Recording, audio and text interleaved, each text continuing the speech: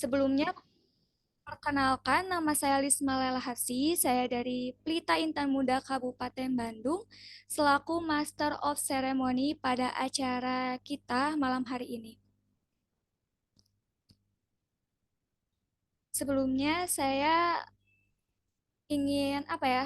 Ingin meminta izin untuk memanggil teman-teman ya. Apakah boleh sebelumnya? Boleh, boleh.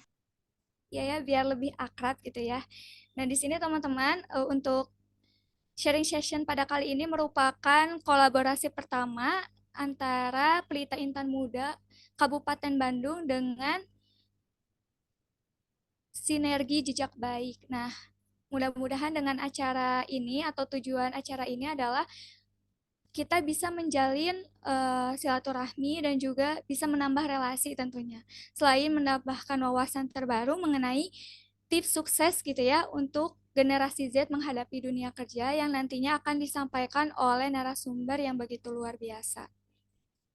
Nah, sebelum memasuki acara, di sini izinkan saya untuk membacakan tata tertib webinar kita pada malam hari ini, yaitu yang pertama, pastikan perangkat komputer atau laptop atau ponsel dari teman-teman itu tersambung ya dengan internet. Yang kedua, di sini pelaksanaan webinar ini sebetulnya tadi harusnya dimulai pada jam 19.30, tapi tidak apa-apa, kita mulai saja sekarang, di mana peserta wajib hadir di room Zoom sebelum jam pelaksanaan. Kemudian teman-teman, untuk tata tertib selanjutnya, di sini peserta diwajibkan untuk menggunakan nama lengkap ya. Jadi buat teman-teman yang namanya belum lengkap bisa di-rename terlebih dahulu. Kemudian berpakaian sopan dan aktif video. Jadi teman-teman diharapkan untuk on kamera ya. Yang belum on kamera boleh di-on kan sekarang juga. Nah, selanjutnya di sini peserta juga dimohon untuk tidak mengaktifkan fitur mikrofon atau di mute ya teman-teman. Jadi agar tidak mengganggu gitu untuk berjalannya webinar kita kali ini. Selanjutnya di sini peserta wajib hadir dan mengisi absensi. Link absensi akan diberikan pada chat box Zoom. Jadi teman-teman ketika nanti akan ada ya dari panitia link, teman-teman wajib mengisi ya untuk kehadiran teman-teman. Karena untuk linknya ini hanya dikirimkan via chat Zoom. Kemudian selanjutnya di sini ketika webinar berlangsung, peserta akan diberikan kesempatan bertanya kepada narasumber dipandu oleh moderator dengan memanfaatkan kontak chat Zoom dengan menyebutkan nama dan asal. Jadi nanti kalau teman-teman ada apa sih pertanyaan boleh ditanyakan ya melalui chat Zoom yang nanti akan dipersilahkan oleh moderator. Nah, teman-teman, tanpa basa-basi lagi ya untuk mempersingkat waktu, kita buka saja ya acara kita pada hari ini dengan mengucapkan bismillah secara bersama-sama. Bismillahirrahmanirrahim. Nah, teman-teman yang belum on cam, boleh nih on cam dulu ya, biar kita juga bisa saling kenal, kita bisa saling tahu, oh ini yang namanya Kak Runa gitu, oh ini yang namanya siapa lagi ya, Kak Nat gitu ya, jadi kita biar bisa tahu gitu.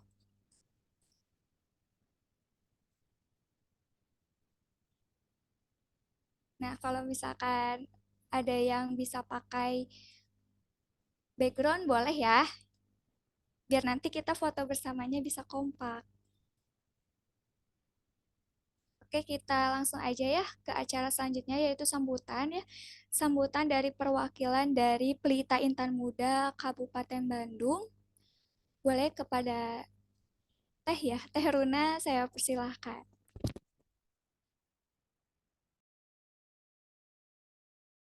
Sebelumnya apa terdengar? Dengar Teh. Baik, Assalamualaikum warahmatullahi wabarakatuh. Selamat malam teman-teman semuanya. Sebelumnya izin memperkenalkan diri, saya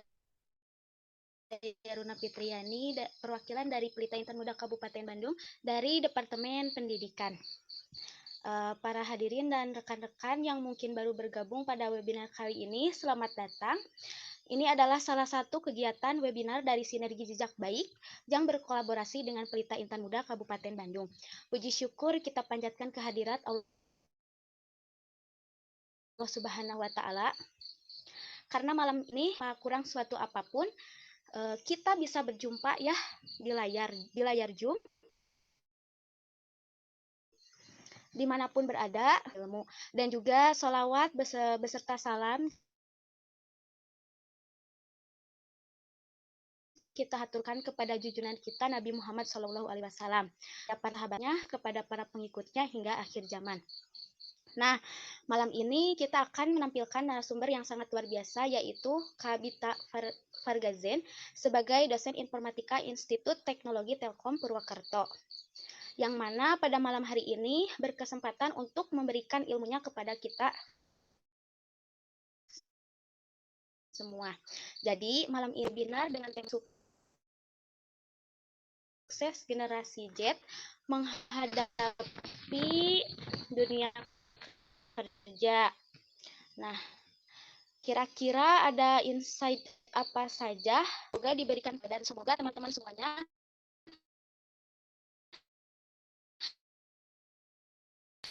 dapat menyimak sampai habis. Wassalamualaikum warahmatullahi wabarakatuh. Waalaikumsalam warahmatullahi wabarakatuh. Terima kasih kepada Teh Runa ya yang telah menyampaikan sambutannya. Teman-teman di sini sebelum memasuki ke acara selanjutnya ya, karena di sini kita singkat banget. Di sini saya izin untuk menginformasikan kepada teman-teman bahwa untuk mendapatkan kan di sini nanti ada beberapa door prize ya teman-teman. Jadi teman-teman bisa mempersiapkan dari sekarang dengan cara memfollow Instagram Pelita Intan Muda Kabupaten Bandung, kemudian memfollow Instagram Sinergi Jejak Baik, kemudian memfollow juga Instagram dari Kabita, dan nanti juga ada juga teman-teman memfollow dari Instagram Oriskin, kemudian Muslim Wear, dan juga ada dari Wiki Haya teman-teman. Untuk link dari Instagramnya sudah dikirimkan ya sama Teh Rini itu di grup chat. Nah, jadi teman-teman bisa langsung saja klik linknya dan jangan lupa untuk mengupdate status Instagramnya semenarik mungkin ya. Siapa tahu teman-teman termasuk salah satu atau salah satu peserta yang beruntung gitu, karena di sini kita juga ada beberapa door prize nih, mulai dari imani, kemudian ada juga voucher dan lain sebagainya. Jadi jangan sampai ketinggalan ya teman-teman. Dan di sini sebelum kita memasuki acara selanjutnya, kita akan melakukan sesi foto terlebih dahulu ya. Nah, boleh teman-teman ya diaktifkan dulu kameranya. Kita akan melakukan sesi foto terlebih dahulu.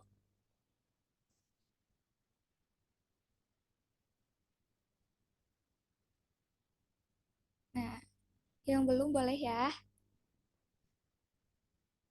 Coba dalam hitungan ketiga, teman-teman berikan senyuman terbaik ya. Dan meskipun udah malam, teman-teman jangan apa ya, jangan berkurang semangatnya ya, harus tetap semangat karena di sini Kabita juga udah bergabung bersama kita gitu ya, meluangkan waktunya. Jadi kita juga harus ikut bersemangat, oke? Nah, itu ada ya di meeting chat. Teman-teman bisa diklik aja linknya, jadi nggak perlu cari-cari lagi. Oke, kita langsung aja foto bersama ya. Satu, dua, tiga, tersenyum. Sekali lagi, satu, dua, tiga. Baik, terima kasih teman-teman. Nah, jangan lupa ya kalau nanti ada link absensi, teman-teman jangan lupa isi ya. Dan sekarang kita langsung aja ke acara inti, yaitu sharing session ya bersama Kabita. Nah, nanti akan dipandu oleh moderator. Sebelumnya, izinkan saya untuk membacakan CV dari moderator terlebih dahulu, yaitu beliau memiliki nama lengkap Karafi Mabda Cikra. Nah, beliau ini memiliki riwayat pendidikan di mana berkuliah di Universitas Islam Negeri Syarif Hidayatullah Jakarta, jurusan psikolog pada tahun 2019 sampai dengan 2023. Wah, baru lulus nih.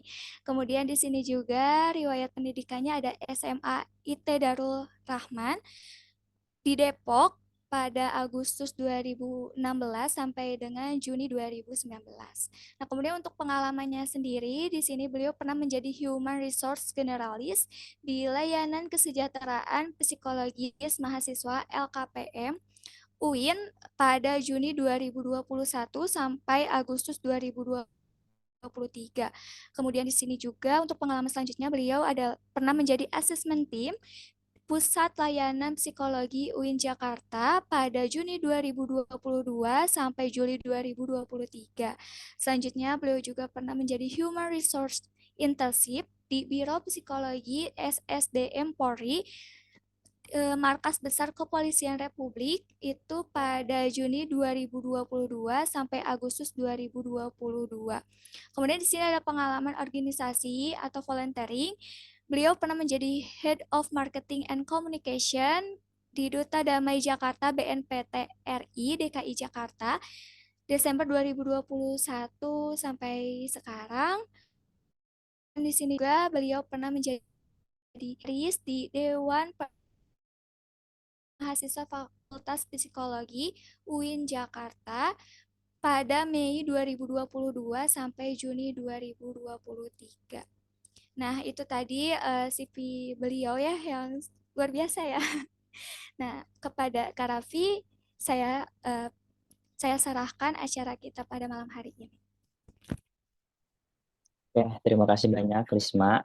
Assalamualaikum warahmatullahi wabarakatuh.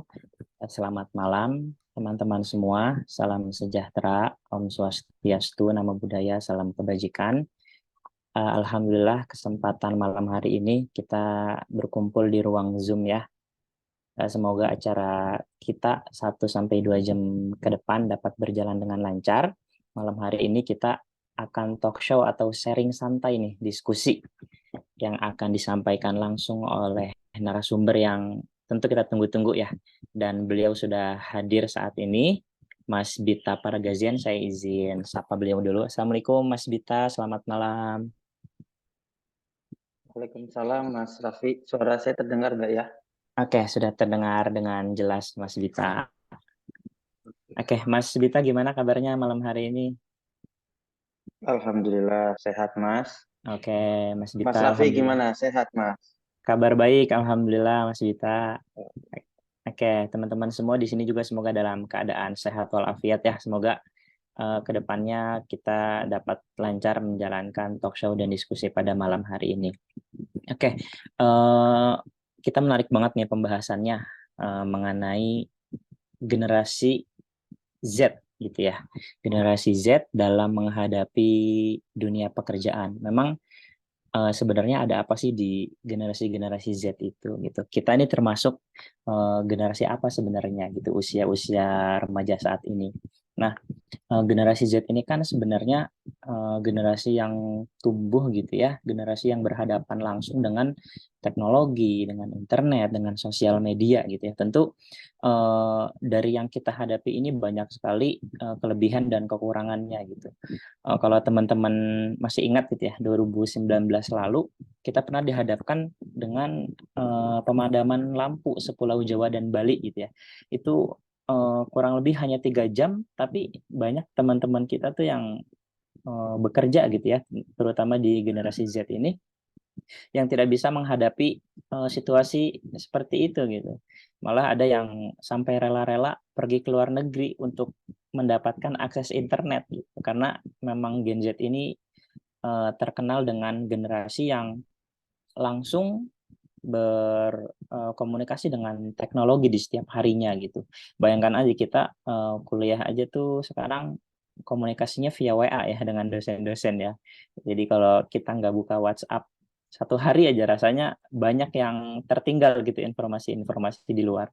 Oke, mungkin tanpa berpanjang lebar gitu ya, nanti materi-materi ini akan dikulik dan disampaikan langsung oleh Mas Bita Paragazian. Sebelum itu saya akan memperkenalkan profil atau riwayat dari beliau terlebih dahulu.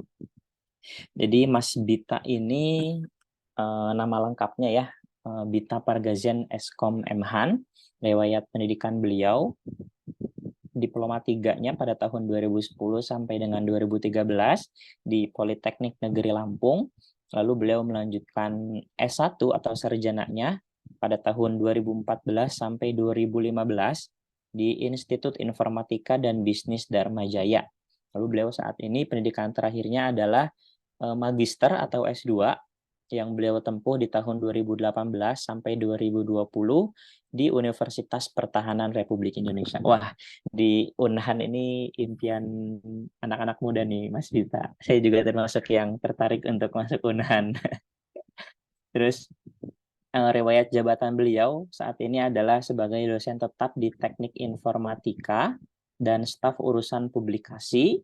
Lalu di sini ada capaian penelitian beliau telah mempublikasi sebanyak 28 publikasi ilmiah di bidang informatika dan 10 hak kekayaan intelektual serta 1 buku. Lalu organisasi beliau adalah International Association Engineers. Oke, tanpa memperpanjang waktu, langsung saja kita persilahkan kepada Mas Bita Paragazen dalam 30 menit ke depan menyampaikan materi pada malam hari ini. Silahkan Mas Bita. Oke, baik. Terima kasih atas kesempatannya ya, Mas Raffi. Saya siapkan materi dulu ya.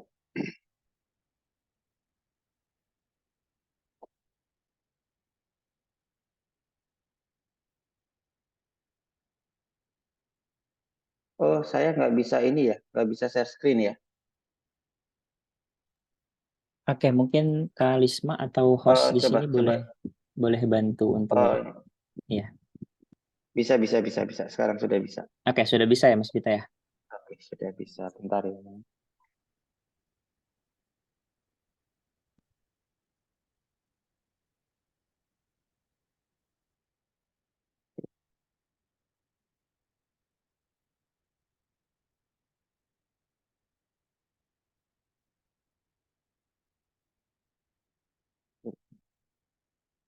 Sudah terlihat belum ya materinya ya? Sudah terlihat dengan jelas Mas Bita. Oke, terlihat ya. Oke. Baik, sebelumnya Assalamualaikum warahmatullahi wabarakatuh. Waalaikumsalam warahmatullahi wabarakatuh. Oke, selamat malam ya adik-adik semua. Salam sejahtera buat kita semua. Oke, sebelum kita mulai materinya, teman-teman di sini rata-rata masih sekolah atau lagi kuliah ya? Audiens di sini ya. Tapi mukanya sih saya lihat kayaknya masih pada sekolah ya, SMA gitu ya. Ada yang masih SMA. Gimana Mas Raffi ya? Ya, teman-teman boleh mungkin aktifkan kamera kali ya supaya diskusi kita lebih asyik nih nanti kalau ada tanya jawab bisa langsung terjawab oleh teman-teman semua. Soalnya tadi ada IPS nih. Khairul Mas Rupa IPS 1B gitu. Masih SMA ya berarti ya? Oke. Rata-rata kuliah Kak Bita. Oh, rata-rata kuliah. Oke, berarti pas ya. Angkatan berapa rata-rata nih? 21, 22 mungkin ya? Iya betul. Oke, berarti mahasiswa saya semua nih. Sama aja kayak Mas Raffi nih ya. Mas Raffi baru lulus ya, Mas Raffi ya? Angkatan 19 saya biasanya baru melulus kali ini. Iya, betul Mas Bita. Baru lulus bulan lalu, bulan Juli. Oh, bulan Juli. Oh iya, Iya. pas ya. Oke, teman-teman. Di sini mungkin saya materinya juga nggak banyak ya. Jadi kita lebih banyak mungkin sharing-sharing aja sama teman-teman di sini ya. Gitu. Oke, karena di sini materinya yaitu kiat sukses. Kiat sukses generasi Z yang menghadapi dunia kerja. Mungkin untuk materi saya lebih share ke sesi teknologinya mungkin ya, ke segi informatikanya karena sesuai dengan bidang keahlian dari saya sendiri seperti itu. Oke, oke, izin perkenalkan diri dulu ya. Tadi mungkin udah ya.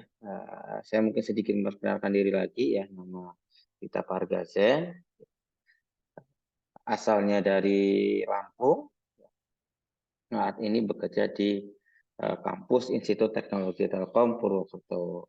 Tahun 2024, kampus Institut Teknologi Telkom Purwokerto ini sudah merger ya menjadi Universitas Telkom ya, bergabung dengan yang ada di Bandung, Surabaya, Jakarta maupun Purwokerto. Mungkin adik-adik di sini yang SMA ya yang mau kuliah di kampus Telkom ya, baik yang di Jakarta mungkin atau yang di Surabaya atau yang di Purwokerto atau yang di Bandung.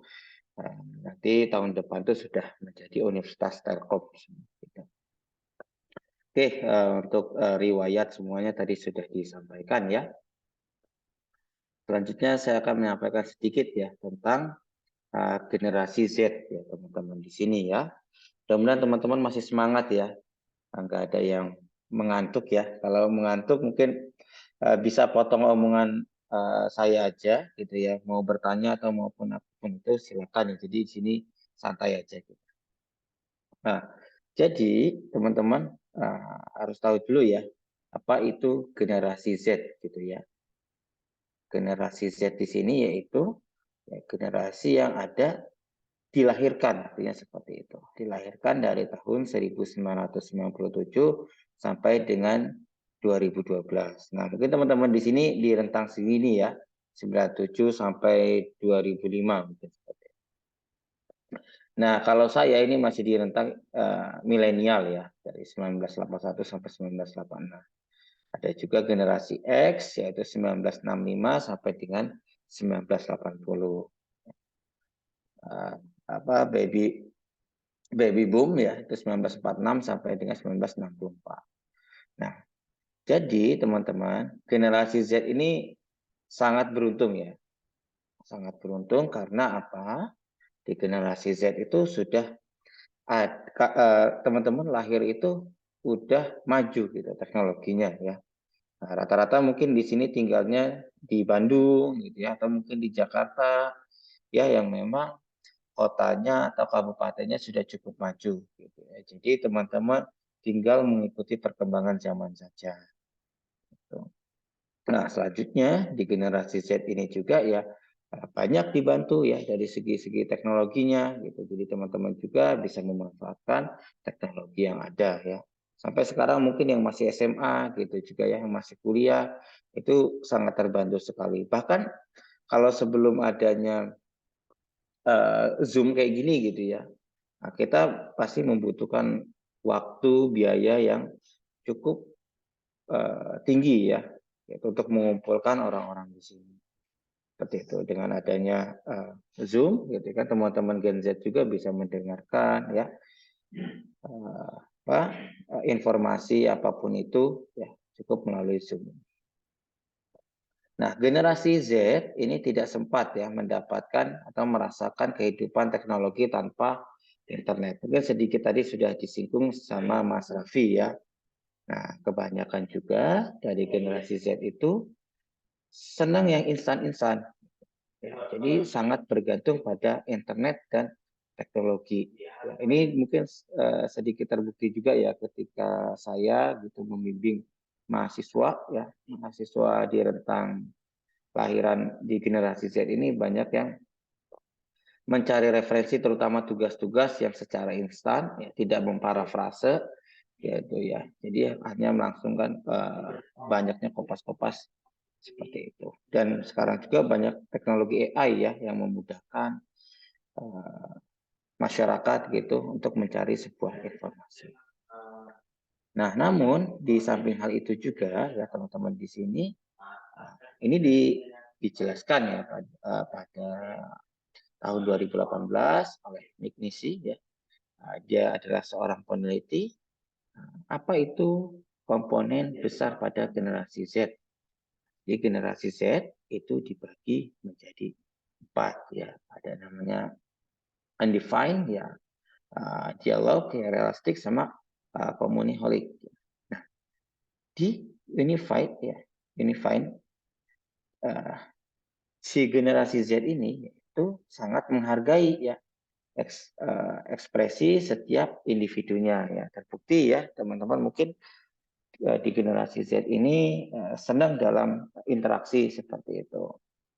Sehingga generasi Z ini lebih senang terbuka gitu ya, terbuka besar memahami keunikan-keunikan setiap individunya itu.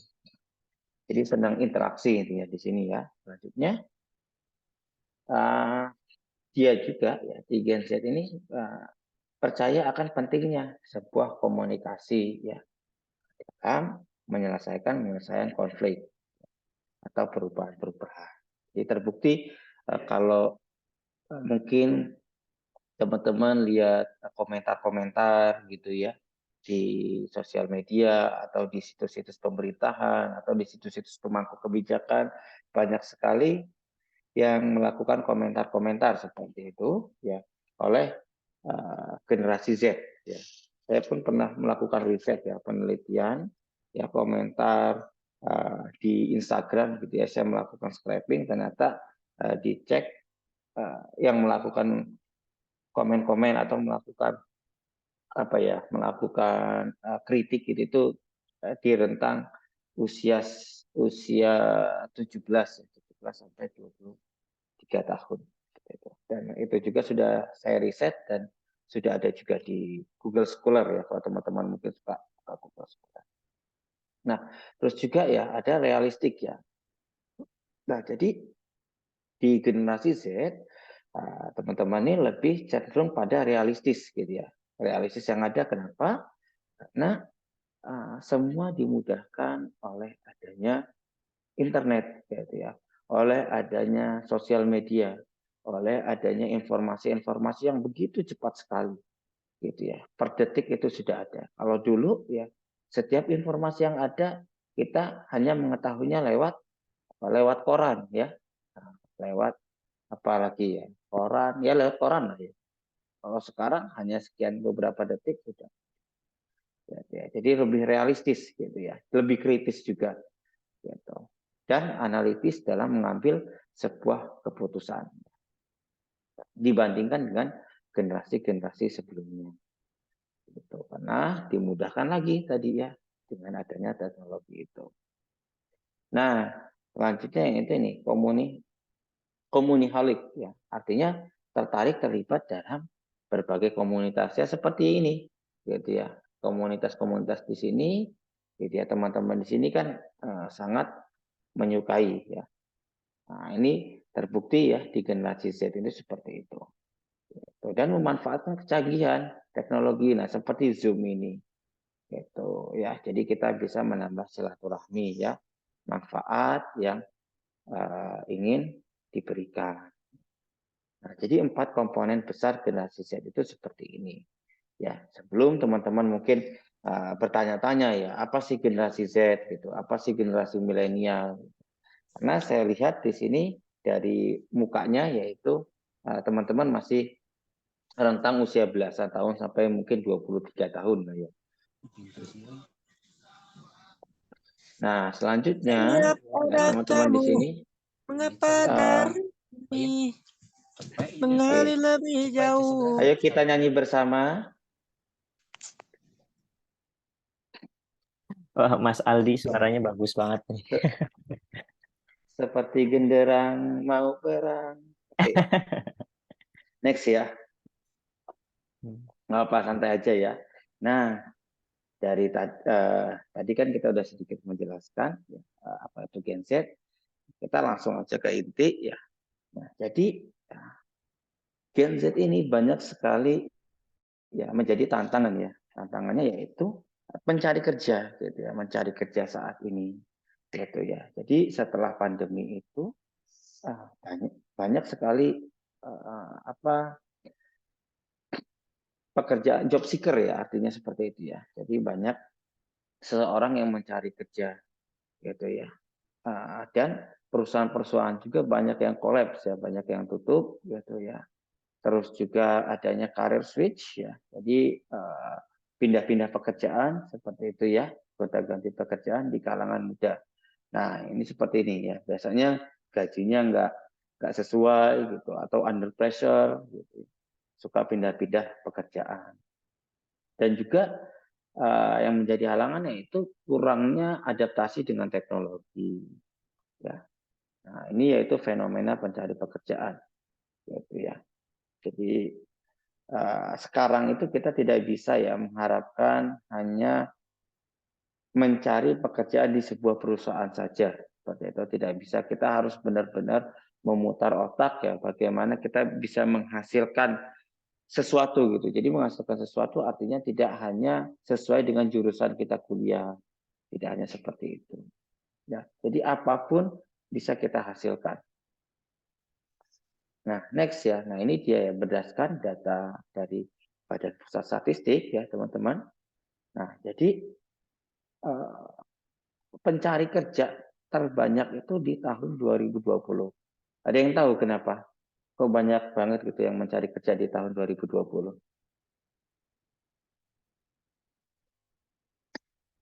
Mungkin ada yang tahu kenapa? Sorry ya. Silakan sambil jawab. Ada yang mau jawab? Oke, teman-teman ada yang mau menjawab kah? Boleh nih. Jadi di tahun 2020 banyak banget katanya nih orang-orang yang mencari kerja gitu. Mungkin karena pandemi juga ya di tahun 2020. Jadi banyak karyawan-karyawan tuh yang dikeluarin gitu dari perusahaannya. Ya, teman-teman ada yang mau menjawab? Oke. Kalau malu-malu lewat chat aja nggak apa-apa ya. Iya, kayaknya pada malu-malu nih Mas Dita. Iya, nggak apa-apa. Jadi gini, teman-teman, di tahun 2020 kan banyak ya mencari kerja karena kita lihat pedagang-pedagang aja kan terbatas ya, penjualan-penjualan apapun itu gitu ya, dibatasi jamnya, dibatasi pengunjungnya. Selanjutnya juga di perusahaan-perusahaan banyak yang tutup gitu ya, karena tidak adanya pemasukan gitu ya. Jadi dibatasi ya akses untuk mengunjungi sebuah perusahaan, mengunjungi retail, industri dan lain-lain serba dibatasi. Akhirnya apa? Banyak sekali pengangguran ya, meningkat drastis. Nah, selanjutnya di tahun 2021 itu berkurang ya, penganggurannya karena apa? Karena perusahaan juga membuka kembali lowongan pekerjaan di situ dan UKM-UKM ditingkatkan kembali. Nah, semakin menurun di tahun 2022 ini. Sekarang kan banyak dari pemerintah seperti itu ya memberikan mungkin kartu prakerja seperti itu atau desa wisata, membuat daerah-daerah itu dibikin wisata atau budidaya dan lain-lain sehingga angka pengangguran itu cukup berkurang ya. Ya walaupun tetap banyak ya. Jadi ini di BPS mencatat ada 937.000 ya, gitu ya, mencari kerja di tahun 2022. Ya. Apakah teman-teman nanti atau kita semua nanti satu di antara 937.000? Ya bisa juga, ya. Bisa jadi. Gitu. Saya pun seperti itu ya. Sekarang mungkin saya sebagai akademisi. Suatu saat mungkin ada juga saya di bawah seperti itu. Teman-teman mungkin ya 5 tahun atau 10 tahun bisa menjadi CEO gitu ya, bisa punya perusahaan atau menjadi pengusaha. Itu juga kita juga tidak tahu ya. Namun sekarang ya teman-teman ya karena generasi Z ini cukup dimudahkan dengan teknologi, segeralah benar-benar beradaptasi secepat mungkin gitu. Dan intinya yaitu konsisten seperti itu. Nah, next ya. Nah, kenapa adanya gelombang PHK? Kita lihat ya, mengancam di dunia. Bukan cuma di Indonesia ya, tapi di dunia. Jadi adanya layoff ya, layoff artinya adanya PHK. Jadi banyak perusahaan teknologi ya maupun startup ya yang mengalami fenomena ini gitu akibat dampak ekonomi. Jadi gini teman-teman, banyak ya mungkin teman-teman juga tahu ya kayak Tokopedia, gitu ya, perusahaan link aja, gitu ya, Shopee, gitu ya, mem-PHK mem-PHK karyawan-karyawannya. Ya karena memang mau tidak mau ya sistem itu kita dimanjakan oleh teknologi AI, gitu ya, teknologi artificial intelligence. Jadi mau tidak mau memutus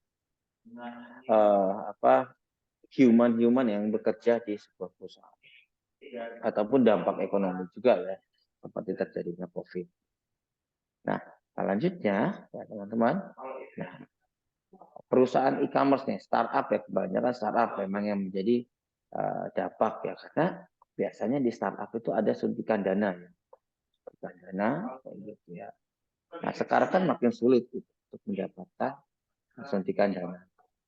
Jadi 40% ya dia terdampak ya PHK-PHK. Terus itu finance itu 30%, ya dari segi pendidikan 20%. Ya, faktor-faktor yang menjadi pemutasan hubungan kerja ya berdasarkan data yang saya dapatkan ya di Kominfo Jabar ya sini ya. Nah, perusahaan itu biasanya gagal mempertahankan aktivitas bisnis, adanya ancaman resesi di tahun 2023, selanjutnya sulit ya mendapat pendanaan karena ya memang sekarang itu ya tidak bisa ya kita mendapat suntikan-suntikan dana gitu. Terus adanya inflasi ya, selanjutnya yaitu lebih ketat ya untuk anggaran-anggaran investasi. Nah, kita lihat juga ya teman-teman di sini ya. Ini adalah tren teknologi yang mau tidak mau, suka tidak suka, kita harus mengikuti ya tren saat ini. Mungkin dulu ya teman-teman ya saat SD ya, saat SD atau saat belum sekolah mungkin ya, di tahun 2006 itu melihat berita atau memain game itu lewat Facebook gitu ya. Selanjutnya Facebook kan sekarang sudah perlahan ditinggali ya. Sekarang yang mainan Facebook itu ya yang bapak-bapak atau ibu-ibu gitu ya, yang generasi Z sepertinya sudah sangat jarang sekali bermain Facebook gitu, lebih ke Instagram mungkin ya atau TikTok.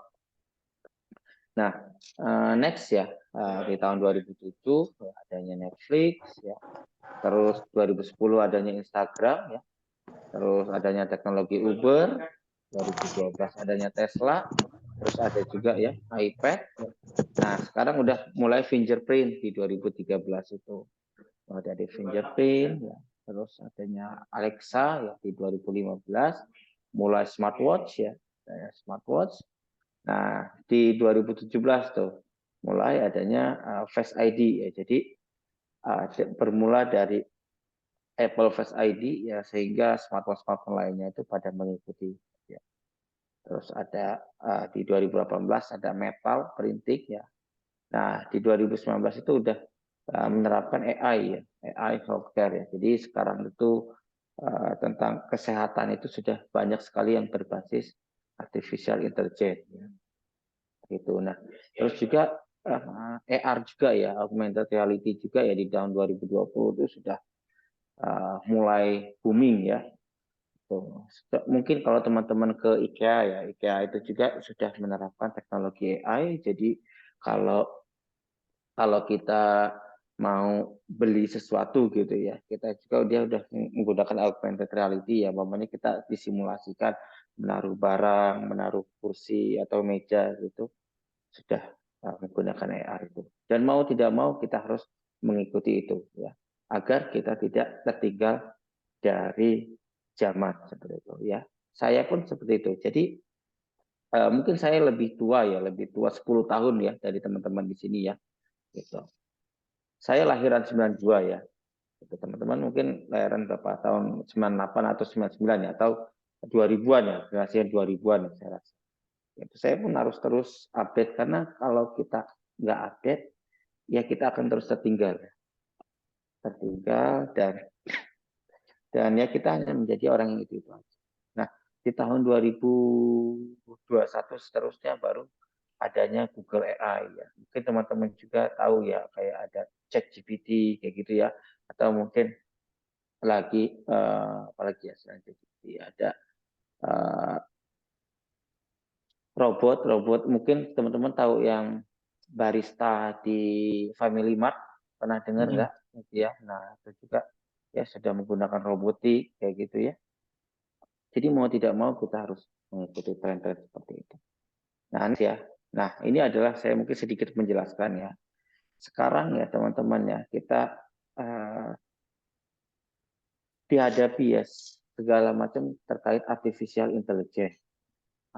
Artificial intelligence artinya yaitu, nah sebenarnya AI ini yaitu udah dari tahun 1947 ya dicetusnya. Oke. Mungkin sebelum saya lanjutkan ya, saya kasih materi ini agak sedikit berat, nggak apa-apa ya teman-teman ya, gitu. Agak karena saya juga biarin teman-teman sama-sama belajar lah ya di sini ya. Gitu. Nah, jadi biarin teman-teman tahu ya kalau di luaran sana itu seperti ini gitu loh ya. Teknologinya seperti ini. Karena mungkin kita di Indonesia aja agak asing gitu ya. Jadi kita memang terfokusnya kita harus ngikutin negara-negara maju. Gitu ya. Oke. Nah, ini juga ya di Alan Turing ya, Talk ya, dia mencetuskan ya AI itu sebenarnya dari tahun 1947. Lalu di 1950 ya dia mencetuskan ya namanya intelligence mesin ya. Terus 1966 ya sampai dengan ya adanya di 2017 gitu ya ada namanya Google Transformer di 2018 ya belajar apa namanya GPT ya 2019 yaitu GPT juga ya ChatGPT gitu ya jadi memudahkan kita dalam mencari sesuatu cuman tetap aja ya hal-hal yang seperti itu tidak menjadi acuan kita. Ya ini adalah AI ya timeline ya dari tahun 1947 sampai dengan 2020. Nah kita juga ya bisa melihat atau menemukan apa ya permasalahan ya berdasarkan riset ya. Jadi sekarang juga ya teman-teman ya, di dunia gitu ya kita kalau dulu ya melihat kendaraan-kendaraan yang macet gitu ya kita harus ke sana dulu survei gitu ya atau melihat apa ya adanya kecelakaan gitu kita harus terjun langsung kalau sekarang semua serba intelligent transportation system ya. Jadi semua serba AI ya kita melihat bahkan CCTV juga ya CCTV di Kementerian Perhubungan juga ya kita juga bisa melihat secara real time seperti itu ya jadi bisa dan diupdate juga ya di Twitter ya maupun di berita-berita gitu. Sekarang serba dimudahkan. Ini juga ya karena adanya teknologi. Ya, jadi ini ya itu menjadi isu ya yang mengarah dan perlunya suatu penelitian ya dilakukan untuk mencari solusi atas permasalahan-permasalahan. Jadi ya teman-teman kita tidak hanya menjadi follower aja ya. Jadi kita harus menjadi sebuah trendsetter di situ. Ada masalah apapun ya, kita harus berpikir secara visioner ya, gitu. Dari segi aspek teknologi khususnya. Walaupun teman-teman di sini katakanlah jurusannya ya jurusan pendidikan agama katakan seperti itu ya, jurusan ekonomi ya, jurusan hukum, jurusan yang lainnya. Tapi teman-teman pasti dibutuhkan sebuah teknologi. Ya, setidaknya teman-teman di sini dibutuhkan adanya penggunaan komputer, penggunaan laptop. Seperti teman-teman harus bisa Excel, katakanlah ya, harus bisa Microsoft Word, ya, harus bisa Adobe, itu harus bisa desain. Ya setidaknya mungkin kalau desain-desain ya sekarang sudah menggunakan Canva atau Figma kayak gitu. Itu harus ya itu bisa bikin website gitu ya untuk apa? Untuk personal branding teman-teman di sini. Itu sangat dibutuhkan ya. Dan apabila teman-teman bekerja juga ya itu menjadi nilai lebih gitu ya. Karena apa? Karena biasanya di sebuah startup gitu ya pendidikan gitu. Umpamanya saya sarjana komputer gitu ya. IPK tinggi gitu. Itu hanya meloloskan kita sebagai persyaratan administrasi aja gitu.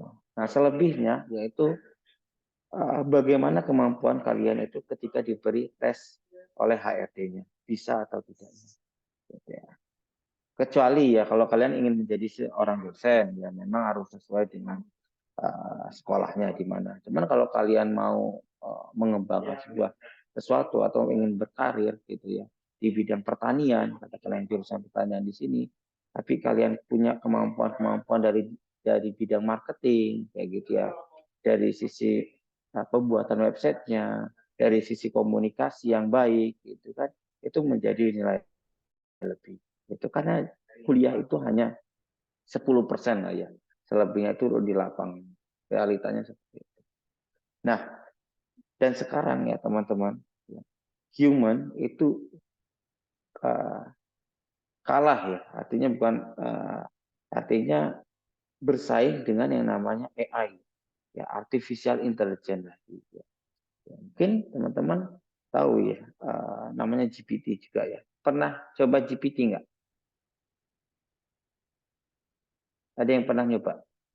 Kalau aku pribadi pernah, Mas Bita. Pernah ya? Iya nggak Ya. apa-apa.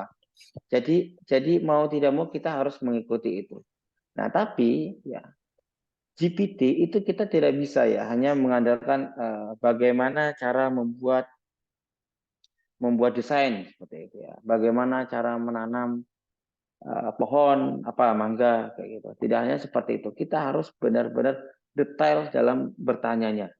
Gitu ya. Jadi kalau umpamanya kalian di AI ya, di GPT ya, punya jelaskan pengertian dari apa? Pengertian dari komputer gitu ya. Dia jawab komputer secara umum. Tapi kalau kita menuliskan saya seorang sarjana komputer gitu ya. Terus saat ini saya ingin melakukan penelitian tentang komputer. Jelaskan apa itu komputer. Nah, dia jawabnya juga secara ilmiah. Gitu. Jadi seperti itu. Nah, selanjutnya ya teman-teman, nah ada juga namanya PaLM ya. Gitu ya. PaLM ya. PaLM itu pathways ya, pathways language model ya. Artinya yaitu bahasa yang berbasis transformator ya, parameter gitu ya. Dan dia menyimpan 540 miliar parameter yang dikembangkan oleh Google Artificial Intelligence, Google AI. Selanjutnya juga ada ya GPT ya, yaitu bahasa ya yang dirilis oleh OpenAI ya di tahun 2020. Nah, dari kecerdasan-kecerdasan itu ya, human di sini kalah ya. Nah, ini dia 52%, tapi kecerdasan ini ya GPT ini yaitu 73%. Ini saya mengambil data dari livearchitect.ai. Selanjutnya USZ exam itu 57% ya. Ini yaitu GPT yaitu 65%. PaLM itu tadi ya bahasa yang berbasis transformator ya, parameter itu yang dikembangkan oleh Google AI gitu ya. Tetap ya human kalah, begitupun di sini juga human kalah. Nah, teman-teman di sini ya perlu kita ketahui ya kita juga harus benar-benar terus beradaptasi dengan teknologi yang ada. Kembali lagi saya singgung lagi, kita tidak harus jurusan di bidang informatika, jurusan di bidang komputer, gitu. Di bidang apapun kita harus mengikuti perkembangan zaman, gitu ya. Karena itu akan menjadi nilai lebih teman-teman di sini. Nah, next ya. Nah, ini ya, ini adalah language model ya. Apa yang bisa digunakan oleh robot? Ada Google Assistant ya, jadi ya tadi ya. Asisten tadi kita bisa menggunakan OpenAI, terus sekarang juga sudah menggunakan namanya virtual reality ya, mulai dari Apple TV gitu ya, music dan lain-lain. Terus juga sekarang juga sudah menggunakan robot ya, robot barista yang kemarin baru tren ya, yang di Family Mart ya, yang bisa bikin kopi ya dan memberikan pelayanan customer. Selanjutnya juga ada robot Atlas ya, ada ya mungkin searching aja teman-teman ya, ada yang namanya robot Atlas yaitu dia bekerja sebagai tukang bangunan. Gitu. Terus ada namanya brain interface ya, brain interface artinya yaitu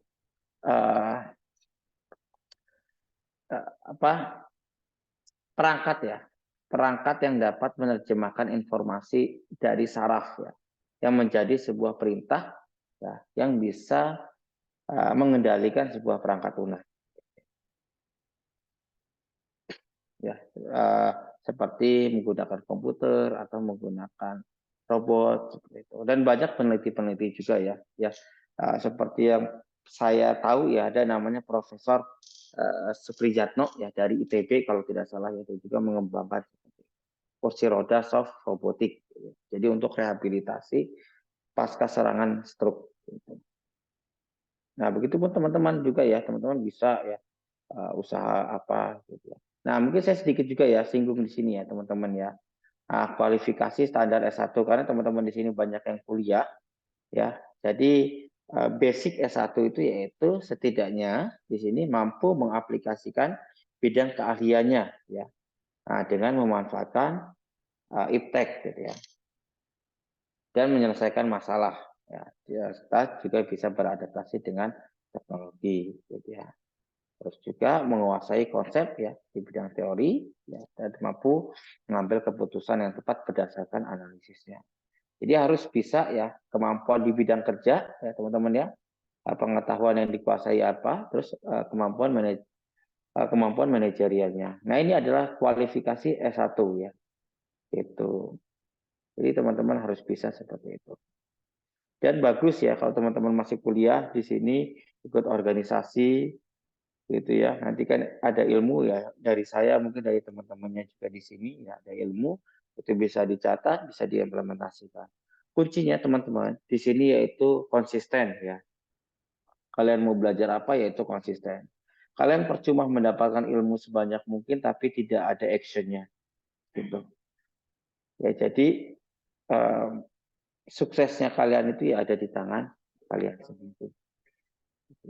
Nah, selanjutnya yaitu di sini mungkin sedikit saya jelaskan ya karakter Gen Z ya yang relevan ya, dengan dunia kerja saat ini. Yaitu memiliki teknologi yang terfokus gitu ya. Artinya di sini yaitu memiliki pemahaman yang mendalam tentang teknologi. Gitu ya. Teknologi apapun setidaknya tahu ya. Supaya apa? Ya pertama mungkin ketika berbicara ya dengan teman-temannya, oh paham nih gitu ya, nyambung gitu ya. Nah, terus juga kita juga harus cepat adopsi gitu ya dengan alat kerja digital. Nah, umpamanya teman-teman sekarang kan ngedit-ngedit ya udah nggak perlu pakai Adobe lagi ya, sudah pakai CapCut gitu ya atau VN gitu ya. Nah, harus cepat adaptasi gitu ya, perangkat lunak. Nah, dalam lingkungan kerjanya. Namanya teman-teman di bagian marketing, gitu ya, harus bisa ya, bagaimana cara bermain TikTok, gitu ya, gimana cara trik supaya FYP, gitu ya, terus gimana cara ngedit-ngedit sound-sound yang kekinian, gitu, supaya viewersnya banyak, itu sederhana, gitu, seperti itu. Terus keterampilan digital juga ya, lebih mudah belajar dan menguasai perangkat lunak baru. Nah, kalau umpama teman-teman nanti bekerja, gitu, dikasih kerjaan gitu ya, suruh ngetik gitu atau suruh bikin rumus atau bikin sebuah template gitu ya.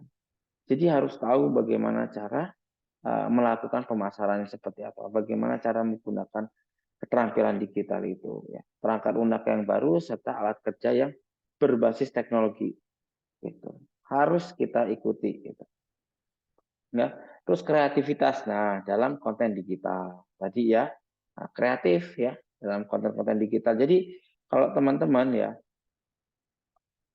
kalau hanya mungkin video-video biasa gitu ya, pasti orang sangat nggak tertarik, pasti di skip ya. Upload umpamanya di Instagram ya, di Reels gitu ya, atau di TikTok pasti di skip aja gitu kalau tidak menarik gitu. Jadi harus benar-benar mengikuti ya tren terkini seperti apa. Begitupun grafisnya, tulisannya ya dibuat klik baiknya gitu ya. Nah, jadi keterampilan yang sangat berharga ya dalam pekerjaan.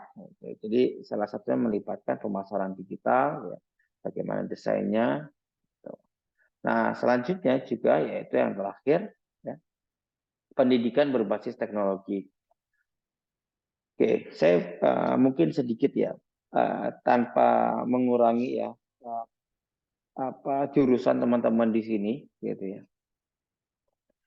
Rata-rata di setiap kampus ya prodi yang paling diminati atau yang paling menjadi favorit yaitu jurusan informatika ya teman-teman ya. Nah, seperti jurusan saya gitu ya, yang Bapak ya itu sangat banyak sekali diminati. Namun ya, apakah lulusannya juga ahli dalam bidang informatika? Nah, itu kan kita nggak tahu ya. Itu banyak yang lulusan sarjana juga ya, Eskom, ST ya, yang lain-lain gitu ya. Tapi apa? Lulusnya itu banyak yang tidak menguasai di bidang soft skill maupun di bidang hard skill-nya. Karena apa? Karena kurangnya literasi, kurangnya budaya membaca, kurangnya adanya struggle ya, atau kerja keras gitu. Gitu. Kurangnya dalam mengikuti pelatihan-pelatihan. Gitu. Kalian kuliah ya, lulus itu gampang ya teman-teman.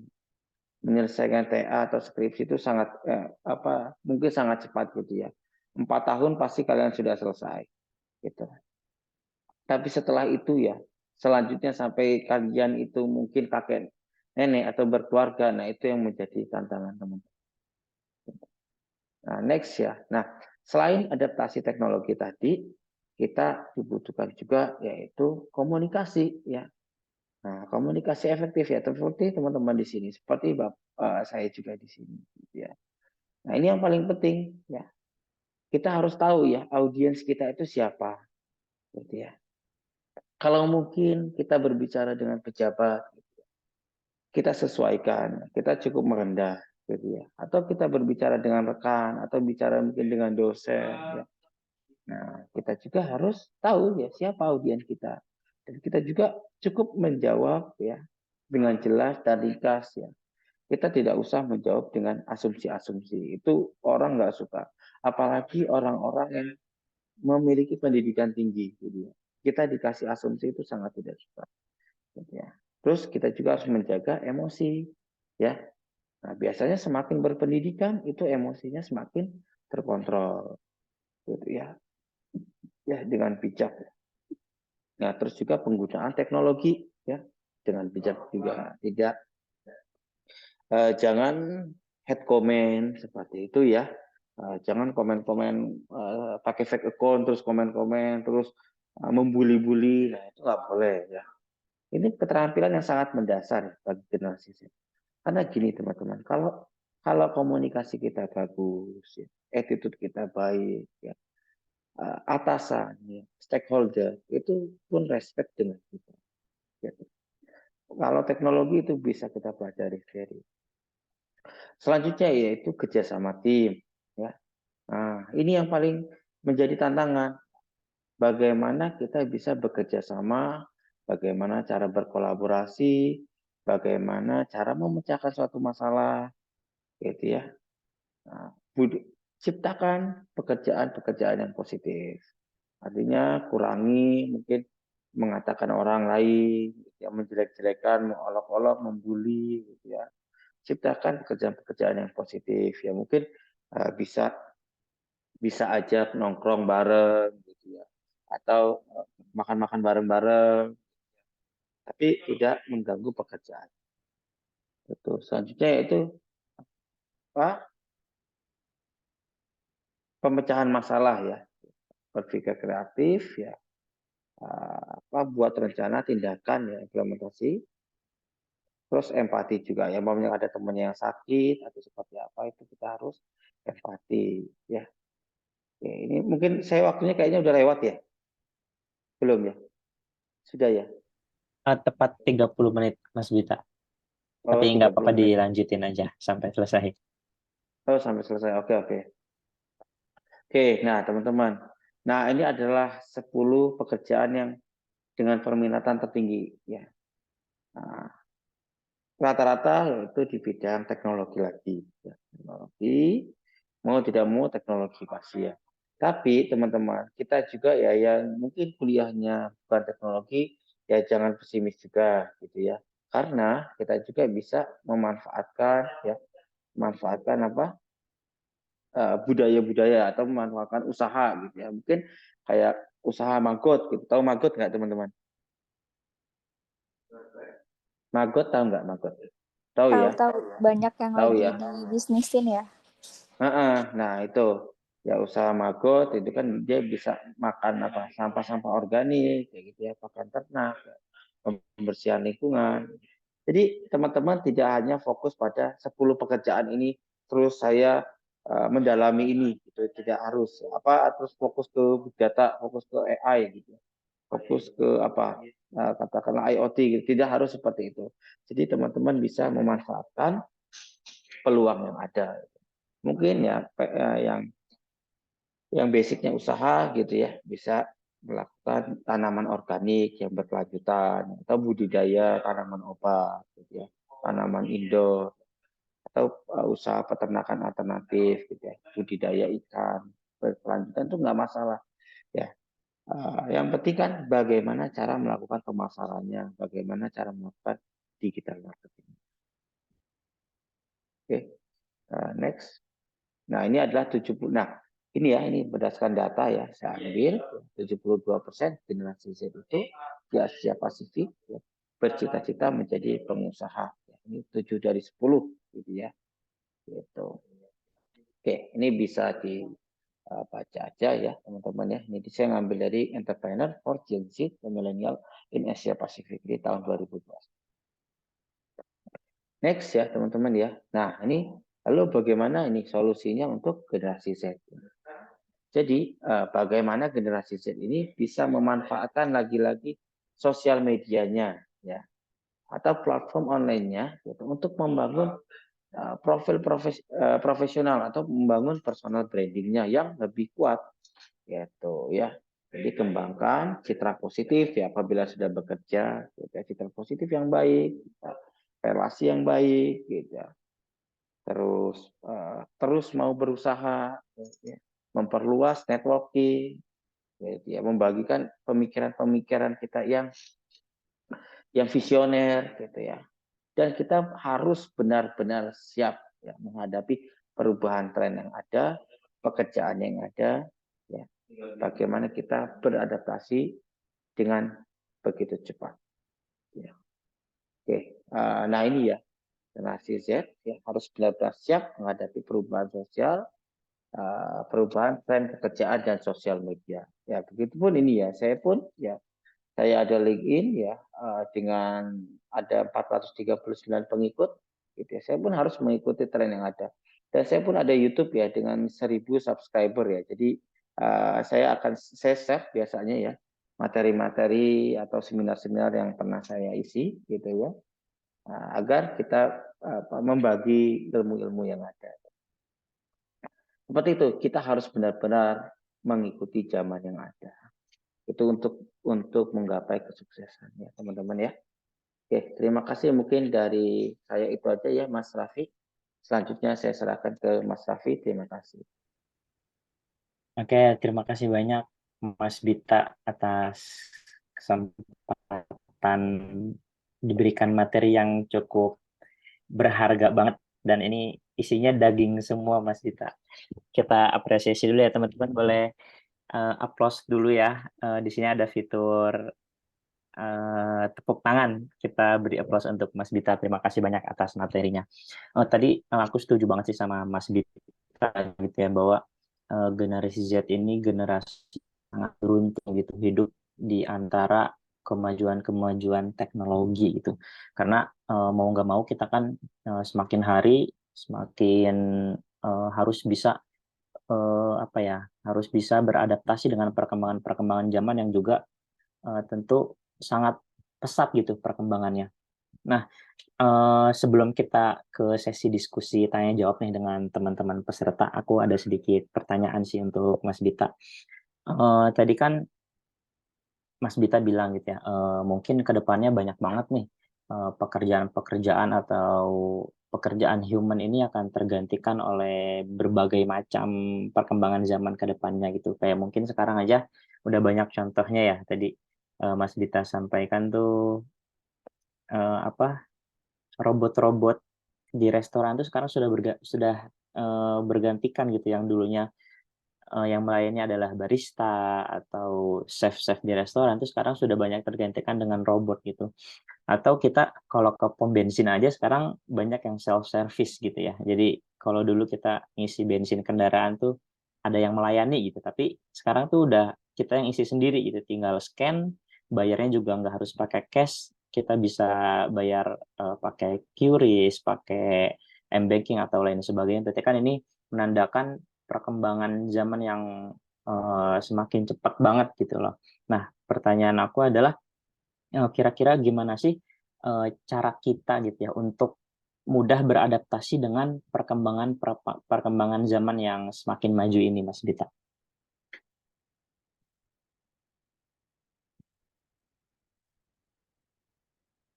Punten Mas Dita masih di mute speakernya. Oke, baik. Terima kasih ya, Mas, atas pertanyaannya. Ya, terus tadi bagaimana ya perkembangan ya karena semakin Bagaimana maju gitu. bagaimana Gimana, cara Mas? kita Ulangi. bagaimana cara kita untuk mudah gitu dalam beradaptasi dengan perkembangan zaman saat ini.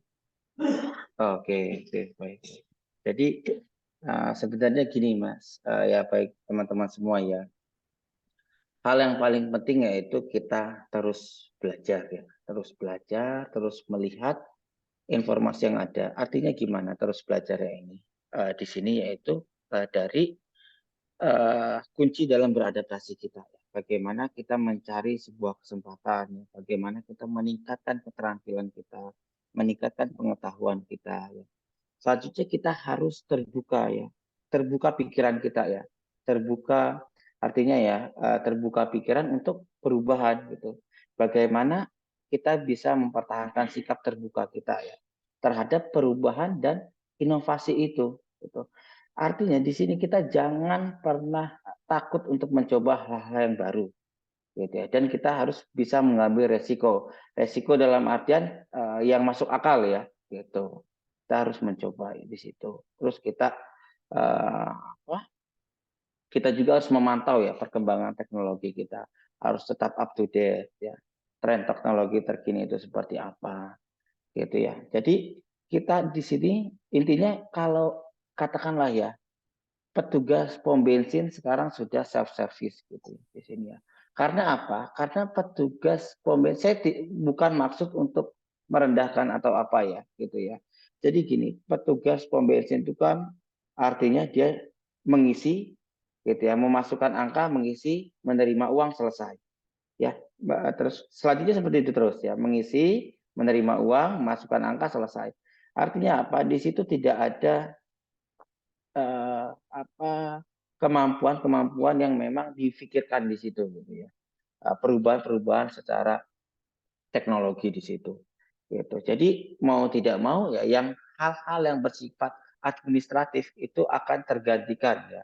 Tergantikan dengan teknologi-teknologi yang terbaru. Nah, kita juga harus mengikuti perkembangan itu. Kita harus belajar.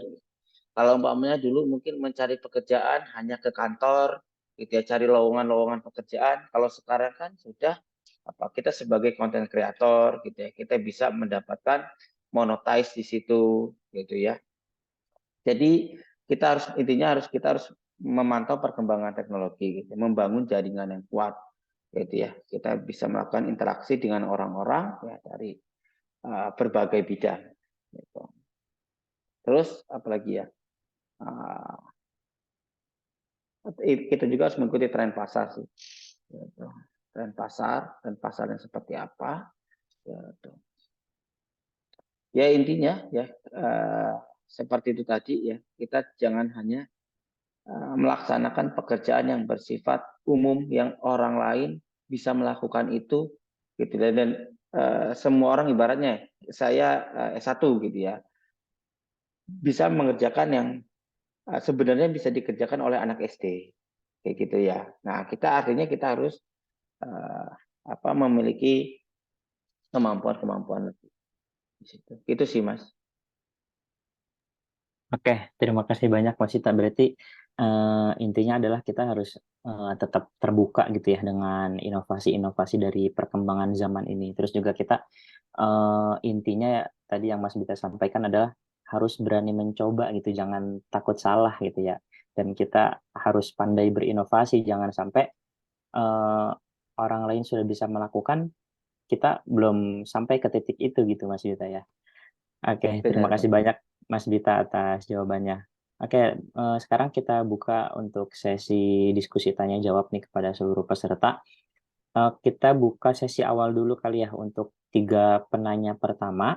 Nanti teman-teman yang ingin bertanya boleh banget klik fitur raise hand di layar Zoom teman-teman semua. Nanti untuk 3 penanya terbaik akan kita kasih door prize atau giveaway nih yang tadi udah Kalisma sampaikan di awal. Boleh banget teman-teman yang mau bertanya, aku persilahkan untuk raise hand fiturnya.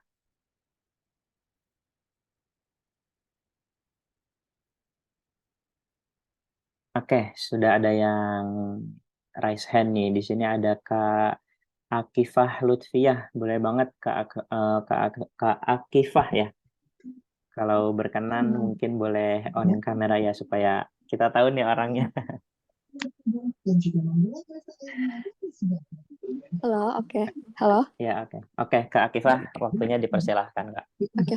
Sebelumnya maaf belum bisa on kamera. Iya, oke, nggak apa-apa. Perkenalkan saya Akifah Lutfiah. Saat ini saya bekerja sebagai content creator. Jadi sebelumnya saya lulusan dari bioteknologi. Mungkin tadi, yang udah dijelaskan ya, mungkin nggak sesuai juga sama jurusan, tapi akhirnya orang kan, akhir-akhir ini banyak yang berkembang sebagai content creator karena mereka, belajarlah dari sosial media gitu, memanfaatkan. Nah, untuk, beberapa kali ini saya pernah coba, ChatGPT sama AI, Copy AI ya kalau nggak salah ya. Nah, waktu itu pernah, saya mau coba bikin caption gitu kan, terus kayak salah satu temen kayak ngelirik nih, kayak istilahnya kita dianggap kayak males banget gitu kan, padahal ini baru pertama kali coba mau bikin caption yang, gimana nih mau lihat nih dari si AI ini, gimana hasilnya.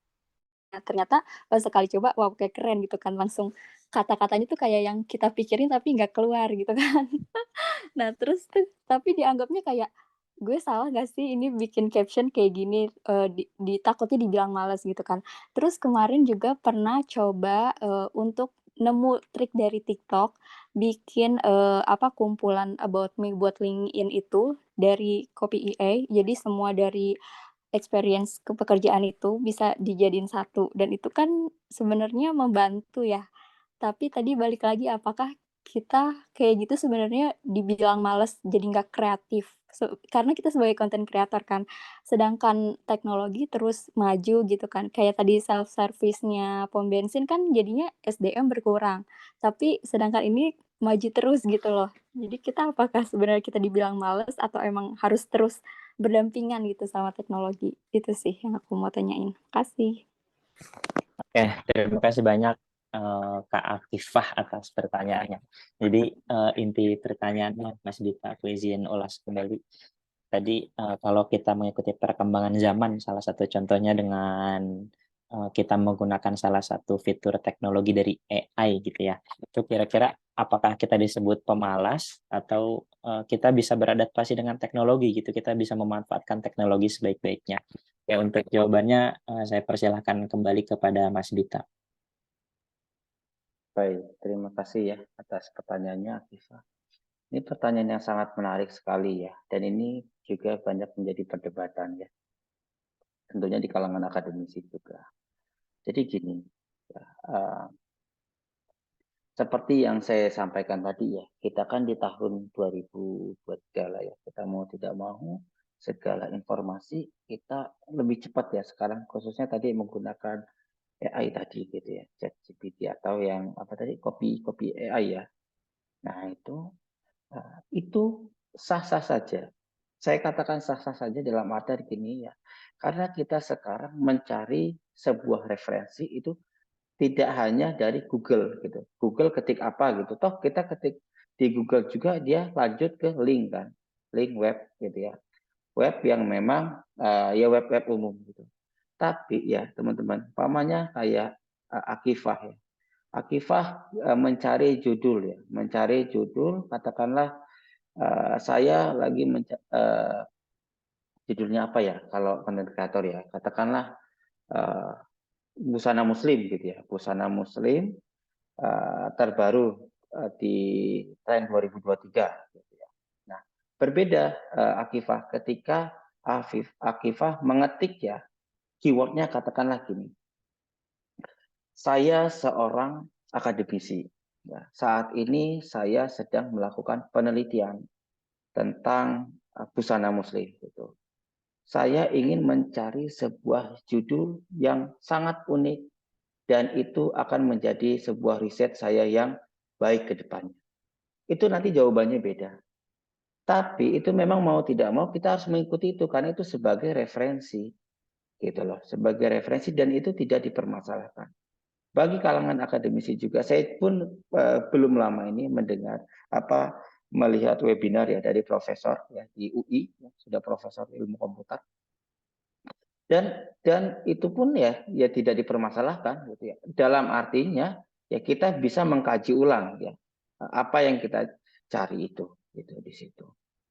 Karena saya pun sudah melihat similarity gitu ya di mungkin Identicate atau Turnitin gitu ya. Secara similarity itu under 20% di situ. Nah, kita mau mencari sesuatu teks ataupun itu, tapi intinya kita harus memilah kembali ya. Itu kan sebagai referensi aja, nggak mungkin kita langsung kopas dari situ gitu, nggak mungkin. Di AI, chat AI gitu, dia jawabnya secara general. Gitu. Kita harus membahasakan dengan bahasa kita lagi. Nah, artinya sah-sah saja seperti itu. Oke, bagaimana Mbak Akifah? Apakah sudah terjawab pertanyaannya tadi, Mbak? Oke, sudah terjawab. Berarti nggak apa-apa ya, sekedar buat referensi aja. Iya, nggak apa-apa Mbak, karena memang itu digunakan juga oleh kalangan-kalangan peneliti gitu ya, sebagai referensi ya, dalam artian seperti itu, bukan rujukan utama gitu. Karena kita dipaksa untuk mengikuti tren itu. Gitu. Kalau nggak kayak gitu ya kita menjadi seorang katak dalam tempurung, intinya. Terima kasih. Oke, terima kasih.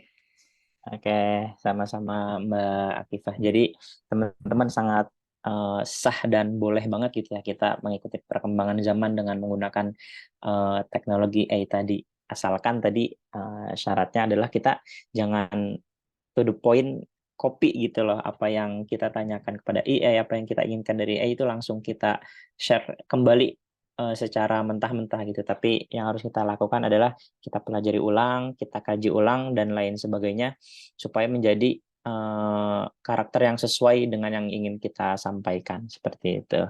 Oke, ini ada pertanyaan lewat chat Zoom nih Mas Bita dari Kak Nadia Safitri. Aku izin sampaikan ya. Selamat malam. Bagaimana solusi atau saran untuk teman-teman yang ingin bekerja tapi tidak sesuai dengan jurusan yang dia tempuh selama pendidikan? Dan kira-kira tips dan triknya Mas untuk fresh graduate sebelum masuk dunia kerja. Terima kasih.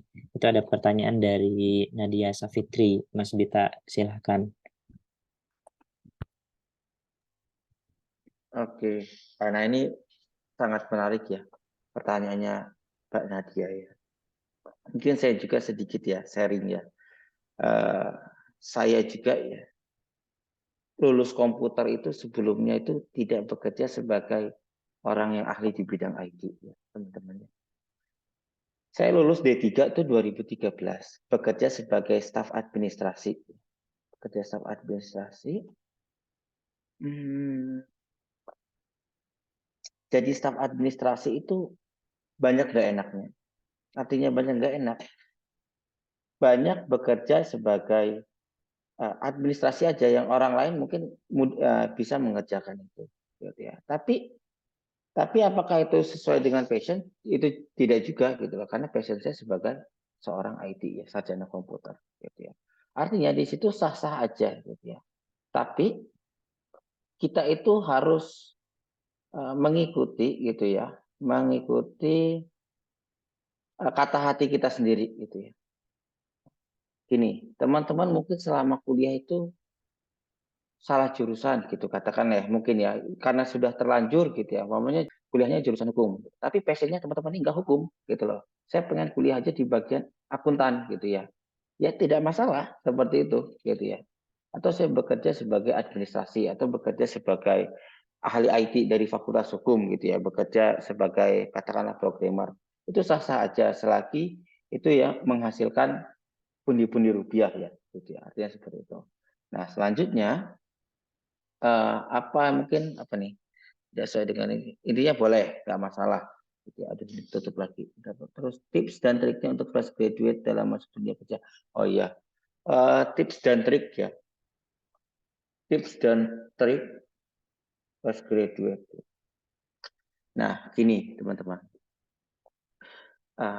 tips dan trik itu mengacu lagi dari sebelumnya. Sebelumnya itu teman-teman itu udah ngapain aja, gitu. Bisanya apa, gitu ya. Nah, artinya sewaktu kuliah itu kalian punya pengalaman apa? Gitu. Kalau sekarang kan udah ada namanya MBKM, ya, udah ada namanya apa? Ya, kampus merdeka lah ya, kayak gitu ya. Atau apa sih namanya, saya kok agak lupa ya. Studi independen kayak gitu ya. Kalian tonjolkan di situnya, gitu ya. Terus tingkatkan ya kemampuan komunikasi yang baik, gitu ya. Terus kalau mungkin apa ya, bisa sosial media itu tunjukkan di situnya, gitu ya. Artinya bagaimana cara kalian itu melakukan problem solvingnya, gitu ya. Bagaimana bisa menjawab setiap HRD itu mungkin ya diberi pertanyaan, gitu ya, bisa menjawabnya. Bagaimana melakukan komunikasi yang baik juga, gitu. Ya, kalau tips dan trik intinya lagi kembali lagi ke sebelumnya ya, teman-teman itu bisa apa, gitu ya. Karena gini, fresh graduate kalau kalian itu bisanya secara umum aja, gitu ya, tentu sulit masuk kerjanya, gitu loh. Jadi di sisi lain ya, tergantung lowongan pekerjaannya itu apa gitu. Lowongan pekerjaan apa ya kalian tonjolkan di situ, kelebihan kalian apa gitu ya. Mungkin kayak gitu sih, karena rata-rata seperti itu. Waktu saya menjadi job seeker juga kayak gitu. Saya punya beberapa CV yang memang terfokusnya nggak hanya satu satu CV untuk semua lamaran, itu enggak. Jadi saya pisah-pisahkan dari segi konten-kontennya, itu isinya. Dan lebih bagus lagi kalau kita itu punya portofolio. Itu sih Mas Raffi. Oke, terima kasih banyak Mas Bita. Tadi pertanyaannya dari Mbak Fitri gimana nih? Mbak Nadia, mohon maaf. Mbak Nadia Safitri, apakah sudah terjawab Mbak pertanyaan dari jawaban dari Mas Bita maksudnya? Wah, kayaknya udah nggak bergabung ya Mbak Nadia ya. Atau mikrofonnya masih rusak Mbak Nadia? Oke, kita lanjut ke pertanyaan selanjutnya aja ya Mas Bita ya. Ini ada pertanyaan lewat Zoom lagi. Selamat malam, mohon maaf izin bertanya, namun izin via room chat karena ada kendala terkait mikrofon saya. Izin bertanya, di dalam dunia kerja, entah itu pekerjaan ataupun mungkin kita dalam berorganisasi, kita pasti akan mendapatkan sebuah pekerjaan atau tugas yang dilakukan secara bersama-sama. Nah, terkadang ada rekan kerja kita yang bisa dibilang kurang berkontribusi dalam tugas tersebut. Ya, mungkin saja mereka beranggapan kalau mereka bisa selesai tanpa saya, kenapa saya harus banyak berkontribusi juga. Nah, ini kan akan menjadi beban yang cukup berat bagi rekan-rekan kerjanya ya. Apalagi tadi sudah disebutkan jika Gen Z ini suka hal yang instan. Jadinya tak sedikit dari mereka yang agak lalai dalam pekerjaan berkelompok atau tim. Dan dari pengalaman saya, ini cukup tidak nyaman karena ibaratnya kita sudah capek fisik karena pekerjaan, ditambah capek hati karena rekan kerja yang bermalas-malasan, yang akhirnya menjadi stres dan muncul perasaan ingin resign. Jadi kira-kira apa sih yang harus kita lakukan untuk menghadapi rekan kerja seperti itu? Karena udah coba diobrolin baik-baik, tetapi tetap tidak ada perubahan. Kadang suka gemes sendiri gitu. Terima kasih. Itu pertanyaan Mas Bita. Jadi kadang katanya dalam pekerjaan atau dalam tugas-tugas gitu seringkali banyak orang yang mengandalkan gitu. Jadi kalau ada satu orang yang sudah mengerjakan, kenapa harus saya bantu juga gitu. Dan kira-kira pertanyaannya ini adalah bagaimana sih tips untuk menghadapi orang yang demikian? Terima kasih. Seperti itu Mas Bita, mohon dijawab. Oke, baik. Oke ya, mungkin gini ya, teman-teman. Di tim ya, sebuah tim itu hal-hal yang seperti itu sangat lumrah sekali ya terjadi ya, dan itu pasti terjadi. Begitupun saya juga gitu ya, teman-teman yang lain gitu ya. Atau teman-teman juga yang bekerja itu seperti ini juga. Jadi gini, untuk mensiasati hal seperti itu, ya, kalian jelaskan dulu ya tujuan bekerjanya. Kalian mungkin dipastikan lagi ya tujuan utama dari pekerjaannya itu apa, gitu ya. Paham yang jelas dulu ya. Apa tujuannya, gitu ya. Tujuannya itu ngapain, gitu lah ya. Nah, itu di sebuah pekerjaan itu ya mungkin anggota itu bingung mau mengerjakan apa. Bisa jadi seperti itu. Atau mungkin arahannya juga masih kurang jelas. Gitu ya. Terus buat daftar tugas utamanya. Gitu ya. Bagaimana fase-fasenya ya. Bagian si A tugasnya ngapain ya. Nah, terus dibagi lagi ya, namanya sub-sub tugas-tugasnya itu ngapain. Gitu ya. Terus apalagi? Nah, tentukan rincian tugasnya gitu secara jelas gitu. Dia ini ngapain gitu loh, jobnya ngapain gitu. Terus dia juga dikasih kesempatan buat bertanggung jawab gitu. Jadi dikasih pekerjaan yang memang benar-benar cuma dia aja yang mengerjakan gitu loh ya. Nah, kalau udah seperti itu biasanya kan kita juga membicarakan kepada atasan itu juga ya jelas gitu loh. Ini tugasnya si A, ini tugasnya si B, dan ini tugasnya si C. Gitu. Jadi intinya seperti itu gitu ya. Kasih pekerjaan yang jelas, gitu, job desk-nya seperti apa, gitu loh. Terus kasih pekerjaan daftar tugas utamanya itu seperti apa, gitu ya. Terus juga apa lagi ini ya? Ya oke. Mencapai visi. Ya seperti itu sih. Intinya kayak gitu. Kasih pekerjaan yang inti. Atau kalau memang kasarnya kerjaannya nggak benar, ya bisa lakukan evaluasi. Gitu. Evaluasi ke atasan, gitu kan. Daripada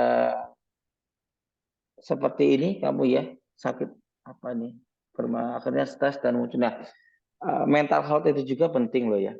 Gitu. Itu juga sangat penting sekali. Jadi kamu tidak usah segan untuk berdiskusi ya ke atasan yang mungkin yang lebih tinggi. Intinya gitu sih. Ini pekerjaan apa organisasi ya? Gitu. Kalau organisasi sih sangat lumrah sekali kayak gini. Tapi kalau pekerjaan, kalau seperti ini, ya yang malas-malasan itu pasti nggak bakal bertahan lama. Gitu. Atau pekerjaannya mungkin jabatannya hanya itu saja. Gitu. Ya, Mbak Eka ya. Ini organisasi apa kerja gitu? Kerja yang mendapatkan uang gitu ya. Artinya seperti itu ya. Kalau organisasi ya sangat wajar karena nggak dibayar kan, gitu loh. Iya benar banget Mas Vita. Oke, gimana nih Mbak Eka, sudah terjawab belum? Jadi intinya kata Pak Bita, jangan sungkan untuk diskusi gitu. Jadi siapa tahu bisa dievaluasi apa ya oleh atasan di perusahaannya. Cukup terjawab Mbak Eka ya, sepertinya. Oke, kata Mbak Eka dua-duanya sempat mengalami Kak. Jadi Kak Eka ini sempat mengalami baik itu di perusahaan atau di organisasi Mas Bita katanya. Oke. Kita sesi tanya jawab sesi 1 ini udah 3 peserta ya teman-teman. Aku tanya ke MC dulu kali ya, kira-kira kita masih ada waktu lagi nggak nih untuk dibuka sesi pertanyaan berikutnya, karena di chat Zoom sepertinya masih cukup banyak yang bertanya nih, antusias banget. Gimana Kalisma, masih diberikan waktu kah? Sebetulnya sudah habis ya Kak. Tadi harusnya sampai jam 9. Tapi ini masih banyak ya.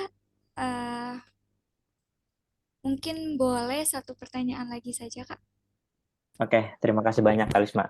Emang waktunya kita cukup sempit ya, tapi teman-teman yang antusiasnya luar biasa. Oke, makasih banyak Kalisma. Ini aku bacain satu lagi ya dari siapa nih? Dari Kak Teguhrin. Malam Pak Bita dan kakak-kakak semuanya, izin tanya. Kenapa sih lulusan IT saat ini sulit mendapatkan pekerjaan sesuai lulusan sarjananya jika dia tidak memiliki pengalaman atau portofolio sebelumnya? Padahal dia sudah banyak mengikuti workshop-workshop juga. Kira-kira bagaimana ya caranya untuk bisa lebih percaya diri dengan jurusan yang diambil agar nantinya bisa bekerja sesuai dengan lulusannya? Seperti itu Mas Bita, pertanyaan dari Mas Teguh Rin.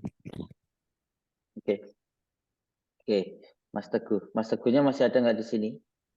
Oh, masih ada ya. Mas Teguh Rin masih ada. Ini teman-teman.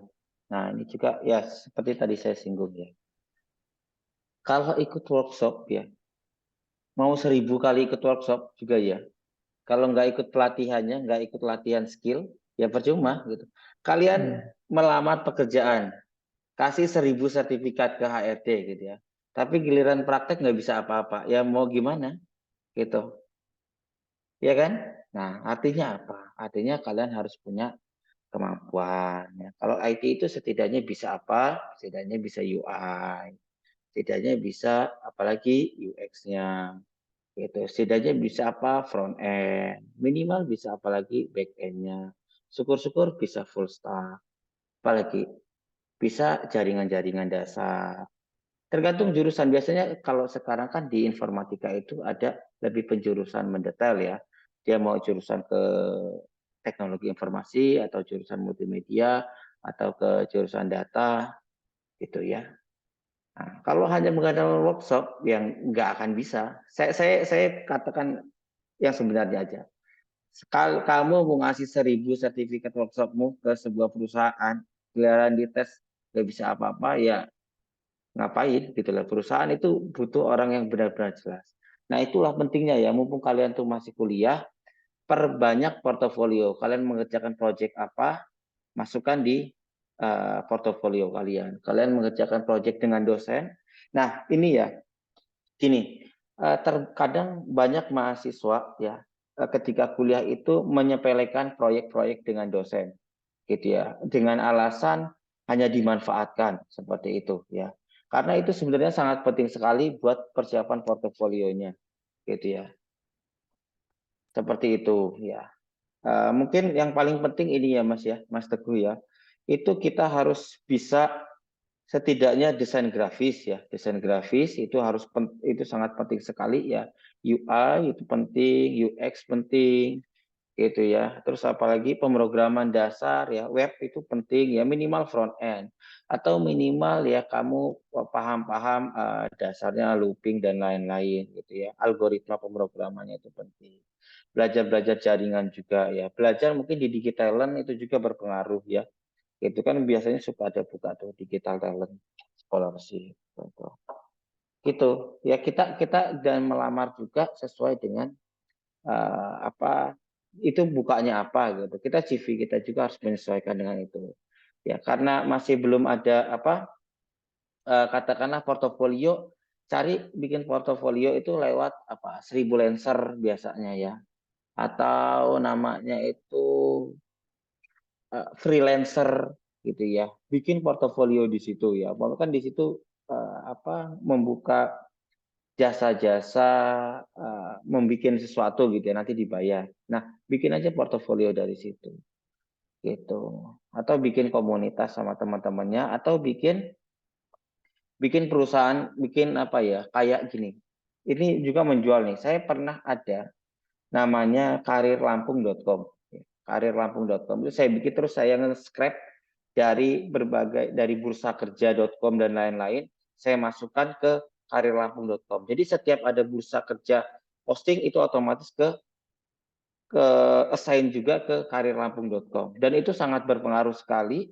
Dan saya sebagai pembikinnya gitu ya, saya sebagai CEO-nya di situ, dan saya juga pernah beberapa kali gitu ya disuruh sharing-sharing di situ. Jadi saya waktu itu belum bekerja ya karena bingung mau kerja apa gitu kan. Nah akhirnya saya inisiatif sendiri, bermodalkan uang 300.000 ya untuk beli domain dan hosting. Saya bikin seperti itu. Gitu. Akhirnya nama saya dikenal ya, nama saya dikenal, dan web itu saya jual akhirnya karena saya nggak kepegang. Artinya seperti itu, kita bikin inovasi sendiri. Itu sih. Terima Mungkin kasih banyak. cukup ya, karena ini sudah saya Iya. juga ada keperluan lain juga ya. Oke, ya terima kasih banyak Mas Bita. Seperti itu ya Mas Teguh tadi jawaban dari Mas Bita. Semoga cukup menjawab ya atas pertanyaan-pertanyaannya. Oke, karena waktu yang semakin malam juga, mungkin ini sesi pertanyaan yang terakhir gitu ya tadi dari Mas Teguh. Nanti semoga kita dapat bertemu kembali ya teman-teman di kesempatan yang lain karena ini di chat Zoom masih cukup banyak yang antusias untuk bertanya. Terima kasih banyak atas kesempatannya Mas Bita dan juga teman-teman semua. Semoga kita dalam keadaan sehat walafiat terus dan nanti ke depannya kita bisa bertemu lagi. Terima kasih banyak. Saya kembalikan lagi ke Mbak Lisma selaku MC. Baik, terima kasih kepada Kak Raffi yang telah memandu acara kita pada malam hari ini.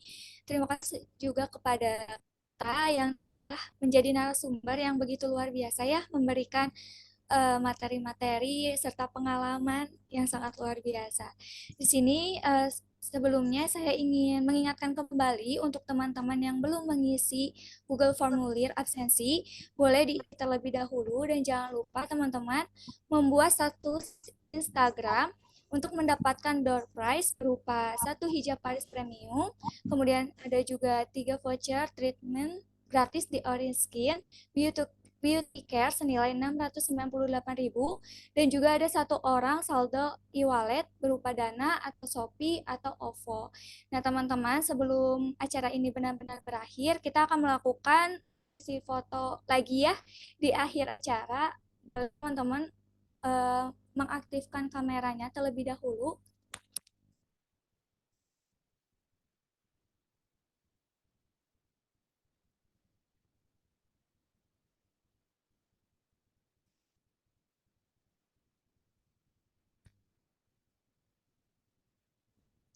Sekali lagi boleh buat teman-teman yang belum mengaktifkan kamera untuk mengaktifkan kameranya terlebih dahulu karena kita akan melakukan foto bersama sesi kedua.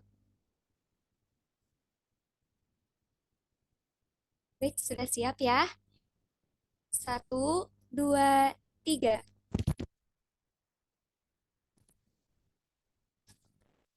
Boleh sekali lagi. 1, 2, 3.